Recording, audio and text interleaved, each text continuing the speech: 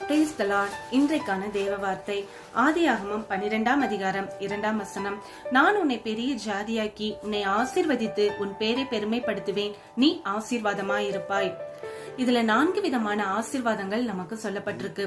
நான் உன்னை பெரிய ஜாதியாக்குவேன், நான் உன்னை ஆசீர்வதிப்பேன், உன் பேரை பெருமைப்படுத்துவேன், நீ ஆசீர்வாதமாயிருப்பாய்னு. அப்போ இந்த 4 வாக்குத்தத்தங்களும் 4 ஆசீர்வாதங்களும் நமக்கு கிடைக்கணும்னா நம்ம அவருடைய வார்த்தைக்கு கீழ்ப்படியணும். எப்படி ஆபிரகாமை கர்த்தர் அழைத்து நான் உனக்கு காண்பிக்கும் தேசத்துக்கு போன்னு சொன்னதுக்கு அப்புறம் அவங்க கீழ்ப்படிஞ்சு போனாங்க, ஆசீர்வாதத்தை பெற்றுக்கொண்டாங்க.